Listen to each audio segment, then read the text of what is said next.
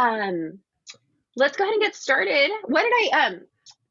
One of the things that I am so excited about when it comes to just hanging out with teachers on the weekend is that we all seem to share an affinity for for yes anding in our lives. And so when it came time to thinking about kind of the message or, resources or even just the mindset that I wanted to bring to, oh shoot, that's the wrong, you know what, I'm presenting on this next week at CapQ too, but this is for LAQ. So the reason why I wanted to bring this to the table is just because I find that like right now more than ever, a flexible mindset is going to make or break our sanity. And so today, we're going to be looking at this classroom culture of yes and my co-presenter had a conflict come up yesterday. And so Justin's there in spirit, but he is not here physically with us. Poor guy. He's in like all of us, right? Life happens. So I wanted to maybe take a moment to just pause and find out who's in the room. Maybe you can just put in the chat what your subject area is and even where you are physically. I live in Monrovia. I'm trying to find my chat. Oh, it's hiding here. I live in Monrovia. See, like I love knowing that Sherry's from Clovis. That already tells me a lot about what you're dealing with as far as, gosh, weather and mental weather, mental climate. Same with Celia and Palmdale. Oh my gosh. And Hesperia, this is fantastic. Great. Oh, I'm so glad. And South Carolina. What? Who's from South Carolina here? Tracy? That's amazing. How did you find this conference in South Carolina?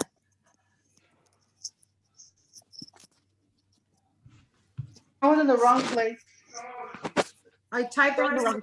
Yeah, what time did we be over? I'm gonna mute her. Maybe she's not supposed to be here. Workshop you want to go into. Okay. Oh, this is fantastic. Okay, and Kobe, awesome to see that you're in Until Dead. So just to share a little bit about my day-to-day life. So I spent 10 years teaching in middle school in mostly Southern California.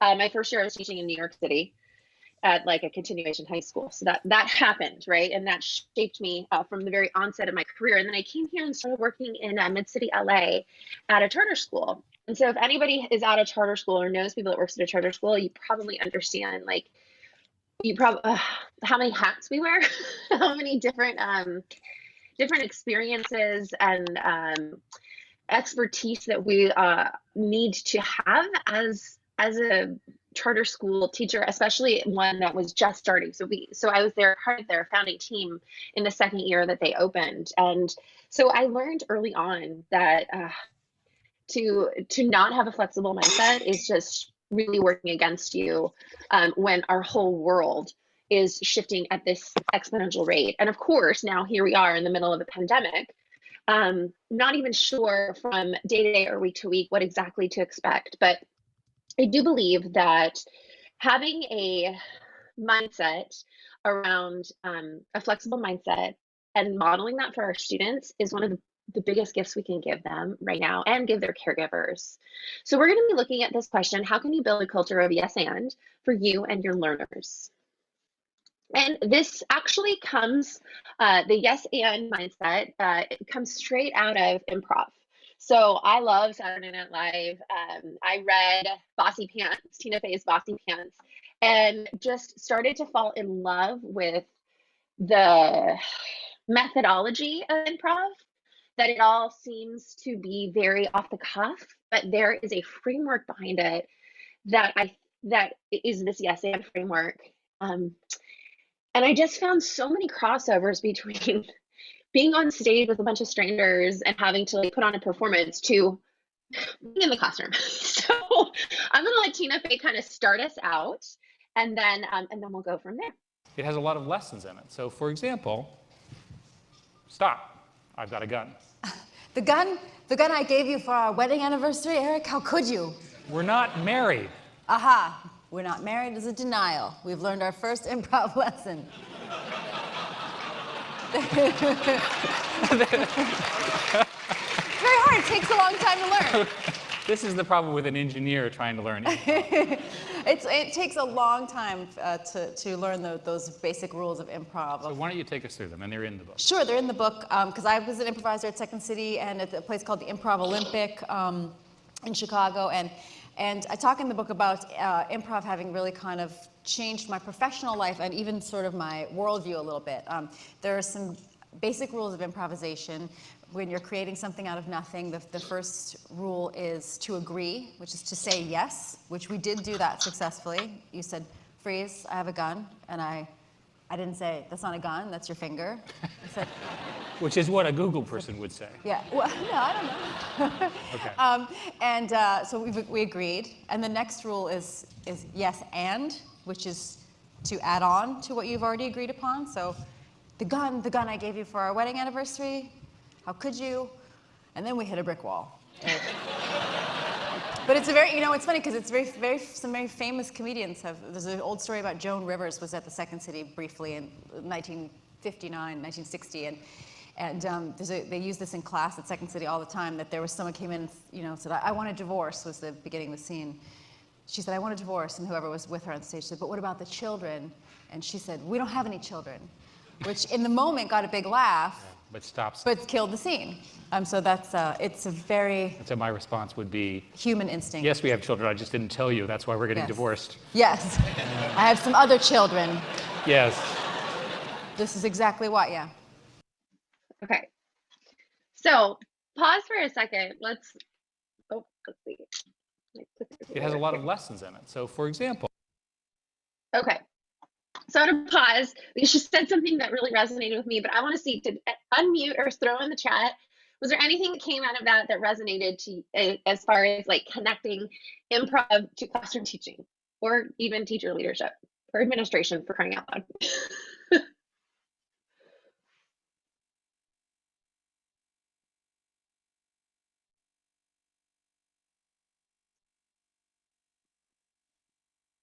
So Tracy says validating students' struggle and pushing them to keep trying. I love that, right?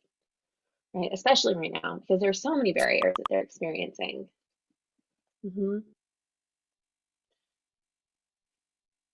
Working as a team to build an idea instead of just shutting it down. Absolutely, Ryan. That is critical. Finding truth in incorrect answers. Oh, Stephanie, that's fantastic. Yes, for sure, for sure. And persistence. That's, oh, hey, Kristen, hi. It's too hard, yes, and we do hard things in this class, Michelle. I love it. I love this. The fact that we never know what a student needs or how they'll reply. We're constantly riffing off our kids' needs. Miss Elder, you are singing my preacher song. Like, riffing is my middle name. Absolutely. And then when students turn in work and they say, I haven't done that yet, you can say, yes, great. You're great when you are. And the next step is, and so absolutely So hopefully now you're kind of understanding how excited I became when I started to understand that this mindset existed in a world that I loved, because I love performance, and I think Saturday Night Live has so many highs and so many lows when it comes to their performances, but at the end of the day, they get up every week and they keep going, and I love that about that show. Something that she said too was to create something out of nothing, and my gosh, if that is not all of our middle names right now. And so the book, Yes and, I'm sorry I don't have my copy up here. I think it was downstairs because I was reading up on it again last night. But this book is called Yes and I got it after I found out about the mindset and read Tina Facebook. And it is so simple. The framework is simple on paper, but to live it like we saw in that video can be really challenging. But the idea is to simply replace the word but from one's mindset with and to naturally think about what's possible. And so again, a little visual here, kind of capturing the essence of what she shared in the video.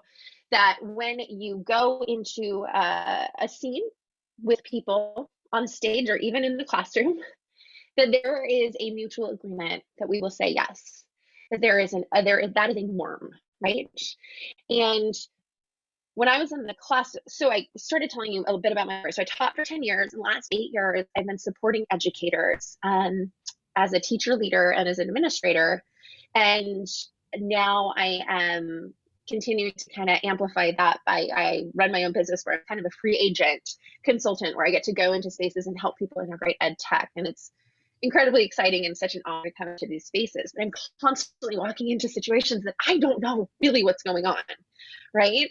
And so having a norm that when we get to that space, when I begin a lesson online in front of my Zoom screen, that there is a yes, that we will all say yes to being present, right? And that every single person is valuable in that narrative and should be adding something of their own to that storyline. So I love that so many of you jumped in the chat. I'm super grateful for that. Those of you with your cameras on, oh my God, thank you. I love you. Like, I miss people so much. You have no idea how many times I've presented to like only Black screens. Actually, you do, because you're teachers and you're presenting to only Black screens, right? So and then of course, this being a part of a solution and having that solution orientation is so critical right now, right? Like someone shared who said that in the chat. Oh, Lisa, I didn't make a short URL, so I'll snag that and put it in. Let me see. Maybe I can put it in here. Let's see if that works. Hopefully if not, Lisa, I'll grab it at the tail end, the link to the presentation. So, okay.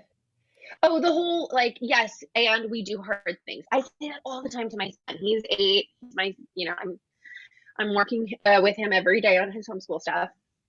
But yeah, Charlie, you know what? We do hard things. You're okay. You're gonna feel frustrated, but we can do it, right? And that there are no mistakes, only opportunities. Not just like, I think we have to really appreciate that. And it's hard because I am an eternal optimist with a layer of realism, right? Like, so I can walk into any situation and I think a lot of educators are, right? Like, we see the reality of what's in front of us and we step up and we say yes and we take it on and we do the best we can with what's in front of us.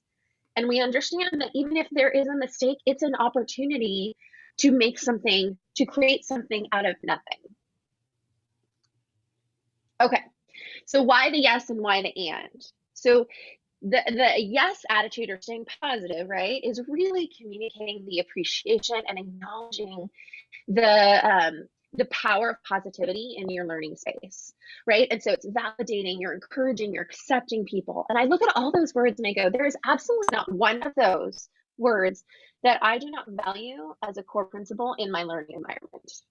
And then I start to look at the kind of the representation of and, right?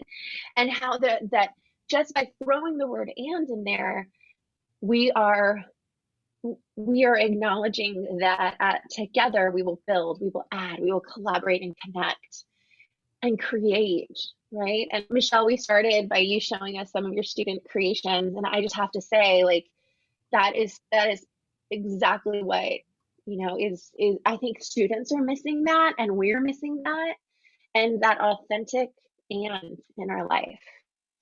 And so we're going to give this a try. And so please, if you will, this is meant to be interactive. So I'm going to click on, oops, I'm going to go to Flippity. So if you haven't played around with Flippity, it's a tool that actually allows you to create really fun, interactive digital resources, all from information on a spreadsheet. So I don't want to digress, but like, look up Flippity, and actually, Ryan, if you could put Flippity's link in the chat, that would be amazing. Just bookmark it and play with it. So what I did is I built out this randomizer of scenarios.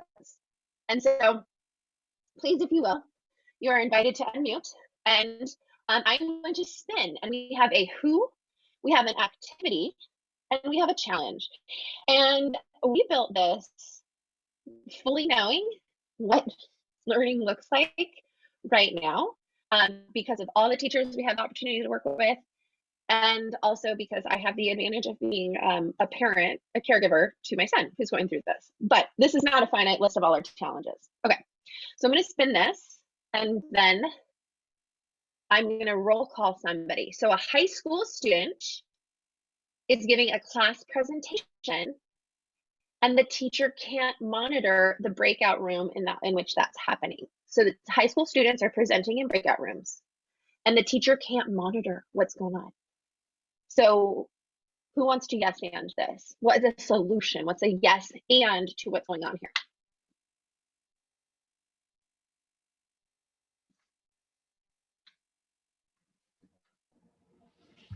Maybe yes, and you can assign like a student moderator that you trust, a trusted student moderator.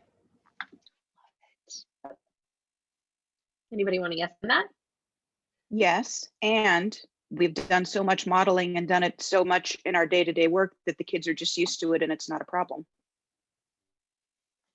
Great. Yes, and if it is a problem, students know, because we've trained them, Sherry, and we've modeled this, that they can call me in to reinforce if at any point we need to. Yes, So- and we need to Oh, train yeah. our students. Sorry. Yes, Go. and we need to train our students to be able to operate even though the teacher is not always around. Yes, and we have such a culture of trust in our classroom that this is not a problem. This happens every day. It's a problem. Yes, that and we're we spinning again. We can give them a rubric. Oh, I love that. Sorry. Who said that? I'm so sorry. Giving them a rubric. Oh, and Diana, thank you for putting that in the chat. Yes, and students in the breakout viewing are to provide positive feedback shared with teachers. Love it. Love it. So many solutions here. Okay, here we go.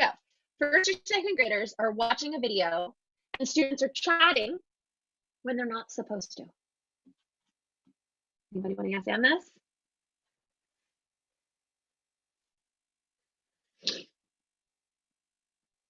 Little firsties chatting. Yes, and look at their great spelling in the chat. And it's a pandemic. They totally miss each other. They can watch it on the LMS, the link on the LMS later. Love it.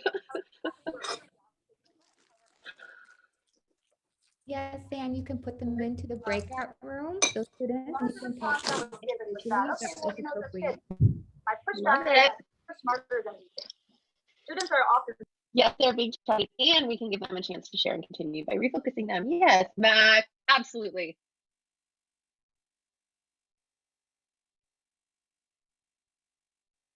Okay, I'm going to spin it one more time just because this is fun. Let's see. I don't want to. Let's not do it for. Okay, so let's. So the cool thing about Flippity too, I can keep going here. I can actually very much control this, right? Okay, so middle school student. Oh, let's try a different one in a breakout room. Oh yes, middle school students are listening to the teacher read a book, and the teacher's Wi-Fi keeps dropping.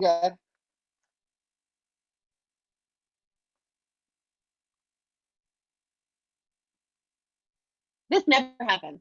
Yes, and you already have it pre-recorded on Google Classroom, so the students can do it asynchronous as well.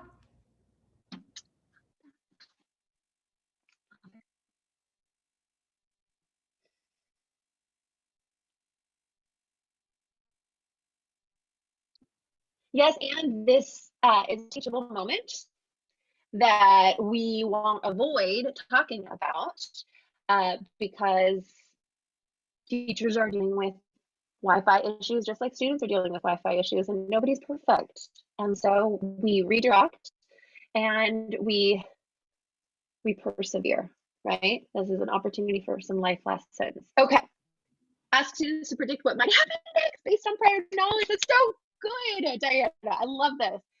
They can take turns reading until you come back. Absolutely. Students would appreciate it as well because they're going through it. Yes, exactly, Matt, exactly. There's that element of humanity is so critical right now. Okay, fun. I'm gonna put a link to this particular flippity, just in case you're like, oh, I want to remember that activity that we did and maybe recreate it yourself. Or maybe you're a teacher leader and maybe this is something you want to do with people you work with. There we go, Kristen, perfect. Okay, so you're welcome. Okay, so now we are going to go into breakout rooms and we are going to, how many people are on this call? Oh, it looks like we have a pretty good size, 28. Okay, so I'm gonna head over to the breakout room, or actually I'm gonna head out to the slides or the breakout room, not to the breakout room yet. Brian, do you mind, or Ryan, do you mind getting rooms ready? Let's see. I don't want 3 people in every room. Can you set that up, Ryan? Randomly, it's totally fine. Yep. Okay, so here are the directions. You're going to, as a team, select a slide and then read about the successful face-to-face learning experience outlined on the slide. So every one of these slides captures a face-to-face strategy experience that we have grown to love and need in order to feel like the teachers that we want to be and to have the impact we want to have. Okay, so you will select a slide and maybe, I don't want y'all to choose, so I'm gonna not worry about, I guess if people are on the slide, choose a different one or maybe a copy of it. I don't really care. I just kind of want you to play in this space. So apply the yes and mindset, and then in the bottom section of the slide, record ways to recreate this experience in our flexible learning environments.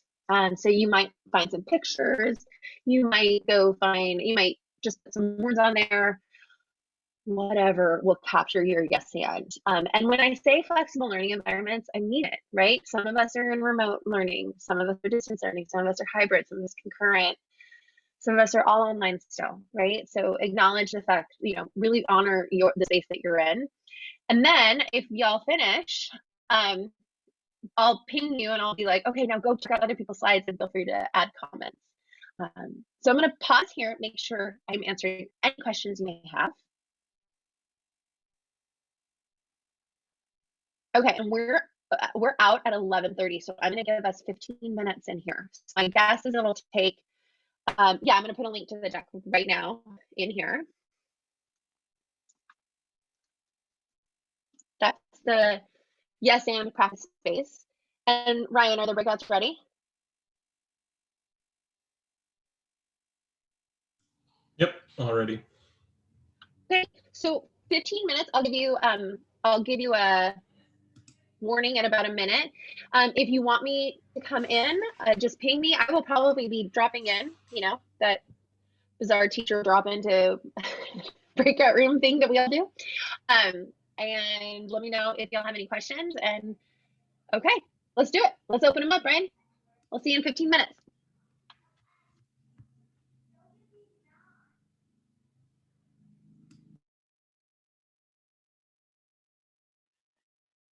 Hi, India.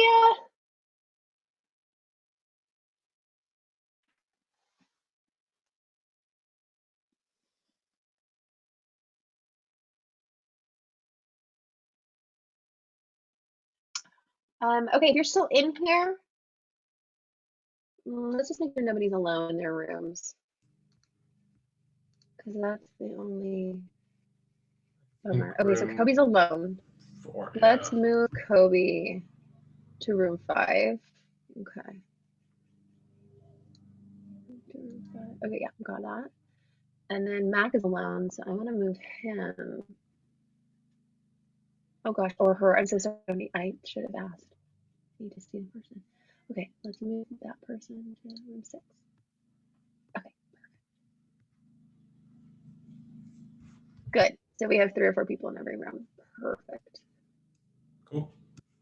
Thank you.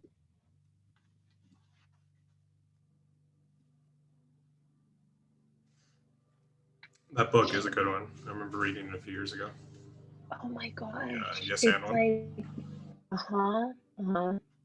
And it's so funny, like once I dug into it, I'm like, okay, well, I'm not the one who thinks that this applies to every other professional experience in the world. Like it's so good. One of my best friends did improv comedy a ton, so that's just his mindset, and I got used to it. And I was like, man, we do need this more just in schools because it's so easy when I would ever create something with Daniel. Just like, okay, cool, let's just run. Yes, and let's go, let's go, let's go. Oh my gosh. And if you are lucky enough to land on a team that does this, it's like, right? It's what you're experiencing personally, but it's like with the impact of your profession, it's crazy. When I was at the Santa Clara County office, our team, like we did this, didn't even realize we were doing this. And I think that's what made like our whiteboard sessions so fun because we had this side room we'd go into and we'd be like, let's go whiteboard. And we would just start coming up with a bunch of different ideas. So it was, oh my gosh, that was one of my favorite jobs. I loved it so much. Just mostly for that reason. Yeah, you get that creative energy and yeah, it makes it fun. Oh, Cindy's alone, so let's move Cindy. Where's Cindy? There we go. Okay, I'm gonna go hop into some of these rooms and just see what's going on. Cool. And you'll stay here in case Yeah, anybody I'll comes stay up. here. Okay, thanks, Ray. Welcome.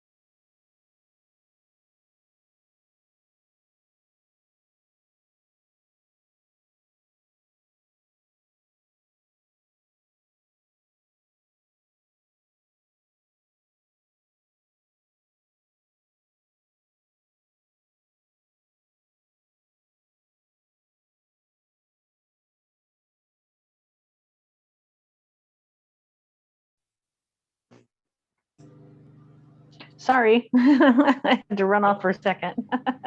All good. Let me see if I can drop you into one of our rooms. Okay, thank you.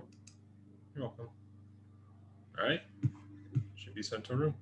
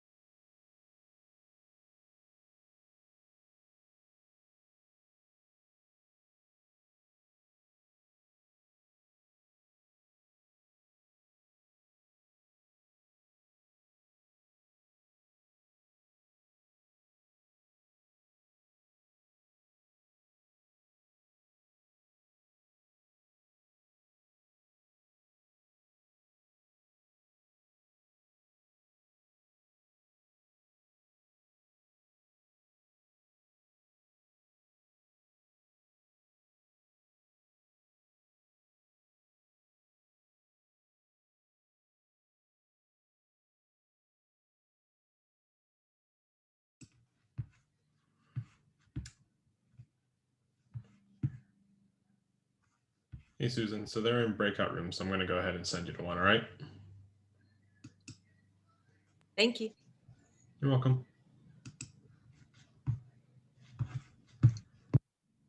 How's it going? Good. Just had a few people joining, so as they're coming in, Oh, good.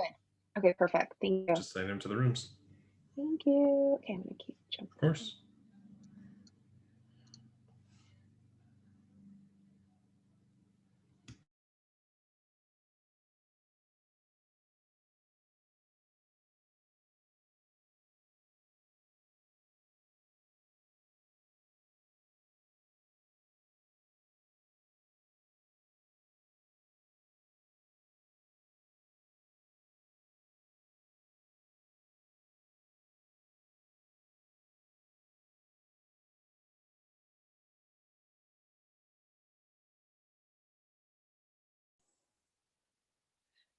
Hi, Ryan. Hey. Sorry, there's nothing I could really add. I'm kind of coming a little late to the game, so I will. That's all good.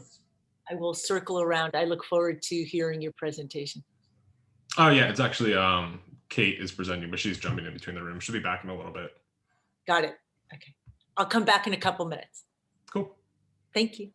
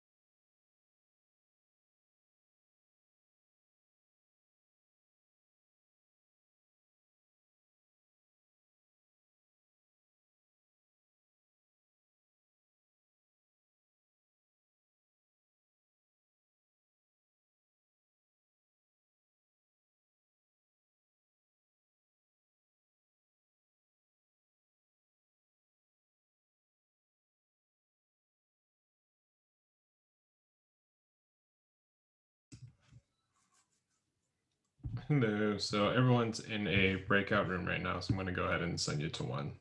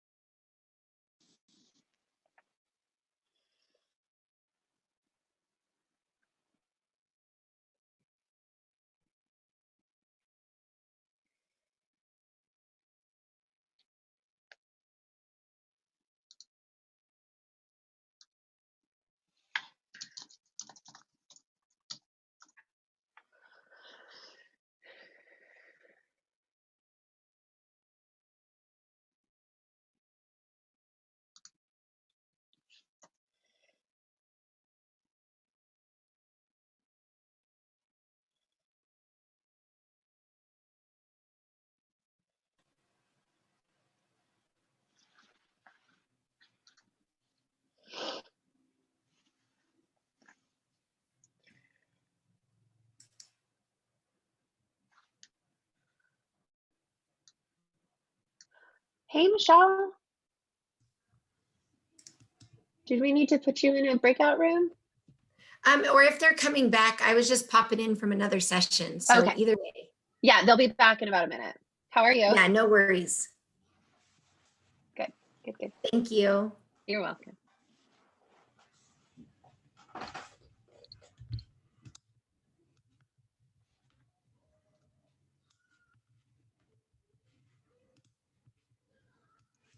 It's so fun to see the ideas come up on here, and like when you go into the rooms, it's just nice to hear teachers sharing ideas with other people. Like, I don't think, I don't know, what do staff meetings look like anymore? Like, are teachers connecting with each other or like sharing best practices or anything? What are We yours, are Ryan? with ours, we are, but it's because we had to be super intentional. At first, it was a lot Yeah. of, I'm just going to talk to you for an hour. Yes. And yeah. Yeah. It's painful. Hello.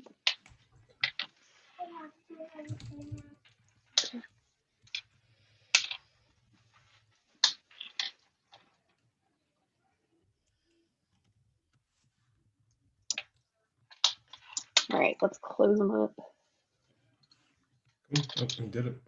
I did it.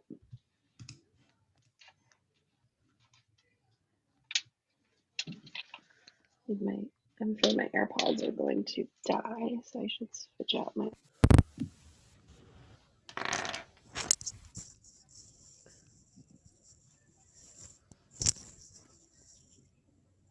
There we go. Hi, everybody. Welcome back.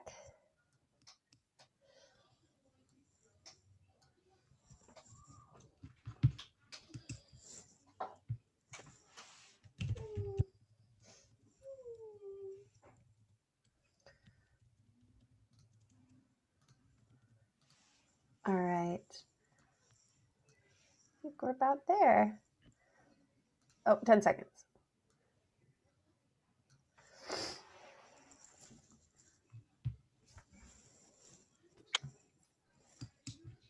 Awesome. All right. Hello, hello. Wait, I love this. Thank you all for just being present during that time. It was awesome to pop into the different breakout rooms and just listen and watch you create your yes and scenarios. I want to look at each slide, and if the group that worked on that slide maybe wants to share out one or two ideas, I think that would be a fun way for us to make sure we all see the work that each other did. So when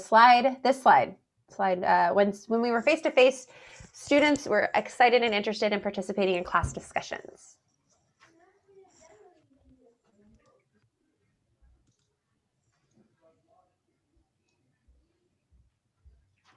I guess I'm unmuted. Yeah, we talked about I don't know, was this ours? Yeah, no, we talked about like the nonverbal. I know, I wasn't looking at it. We were just talking, so I wasn't looking while she was typing.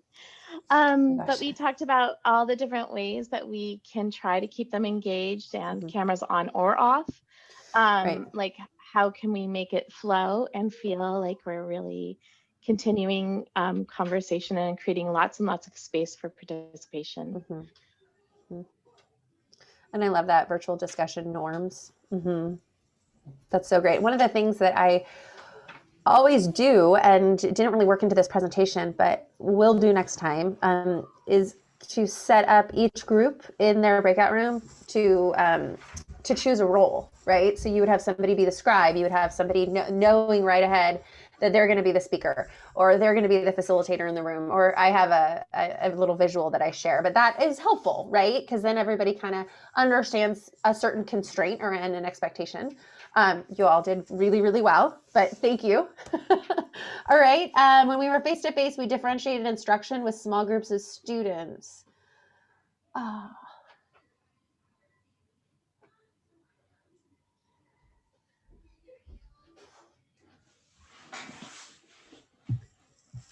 anyone want to share this one?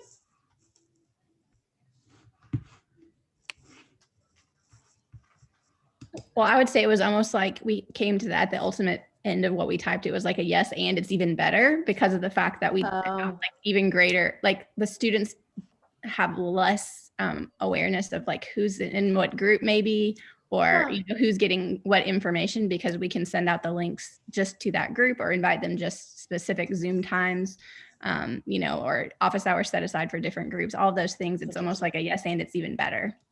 That's such a great shift that I think it takes time to get there, but I could not agree with you more.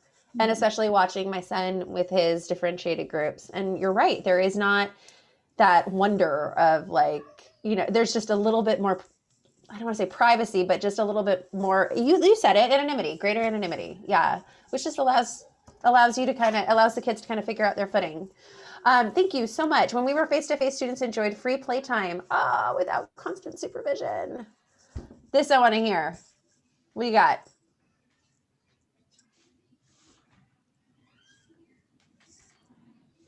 Okay, yeah, I was gonna say that was our group. We did 2. We were talking about 1, and then one of the people in our group said, "No one did 3. Let's do 3." You're so good.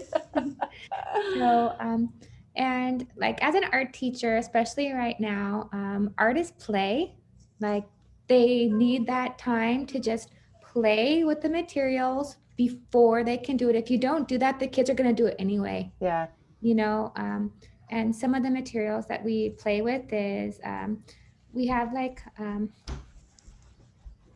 this one over here is toilet paper rolls. And you take toilet paper roll and you go like this to create that. And then also Q-tips for cleaning your ears, you know, and the kids just love to explore it. Even if I say, I just, you know, I can't say wait, they're just going to start playing with it, you know, and they just love to experiment and play. And you can use a toothbrush to like create splatter, you know, and the kids love, you have to give them that time to play. That's why they're in art and in band too. Like, you know, they love to like, yeah, you know, kids love playing. So yeah. Yes, they do. Oh, Michelle, you are singing my heart song. Play, play, play. Absolutely. I love it. This parent volunteer is an interesting piece here. And I'm just looking at our time, so I might move through these last ones a little more quickly. But is there anybody that wants to share something that was written here? I mean, I love the ideas. Asking parents to read books or teach an art project. Absolutely. Yeah. And I'm sure it's a dance too, right? Because some of these parents are like, I don't want to do all the things right now. I'm doing enough right now. And yet there's others that are missing that involvement, right? And I know I am seeing Charlie learn with his teachers, and I'm very connected to his content and the information he's learning in a way that I never was before. But I also miss, you know, helping out with like class parties and stuff. So yes, informal check-ins can totally happen. You know, verbally unmuting the student, yep, and asking them how they're doing, feeling. Yes, technology has made opportunities to check in a lot more available. And then just Google Classroom. This is great. This is great. Oh, and this is a huge one too. Okay. So students experience school assemblies, spirit rallies, leadership opportunities. Okay, yes, making Bitmoji spaces is such a fun idea. We can be creative to find ways to attract them. This is a real hard one, though. I think administrators especially are thinking about this. And one of the schools that I worked with, there's their leadership, or the teacher that runs the leadership elective, had some interesting suggestions. But it's just, you know, it's just kind of understanding that not everything is going to be replicable. So we have to be creative, right? And create those yes and. So now that we've kind of looked at the yes and mindset, I want to encourage you to kind of walk away with at least one action step you might want to take in this space. And so this is the way my brain understands the difference between mindset and lifestyle. So a mindset is your established set of attitudes. And for us, for example, it's the yes and. Lifestyle is when you live out your established set of attitudes, right? So it's the embodiment and it's the implementation of your mindset. And so I love this graphic that I found. I was super inspired by this. And this is something, you know, like we know so much of the culture is a trickle down culture, right? And so one of the things I love is when administrators are coming to these PD sessions and teacher leaders are coming here. And for those of us, you know, that are at schools where that's not happening, we want to think about ways that we can be modeling that and sharing that, right? And amplifying it so that the staff can hear. And so I love this, like, what can I notice here, right? So paying really close attention to what others are communicating, verbally and non-verbally, and we have the advantage of that when we're jumping on our Zoom calls. What can I accept here? And I think that is probably my biggest challenge, is letting go of my personal agenda and then allowing others to influence. So if I walk into a situation and I think I have a solution, being able to acknowledge that solution isn't final, that it's still a work in progress, that I'm kind of living in beta is essential, right? And then how can I build on these ideas or perspectives? So it's not about debating, but it's co-creating.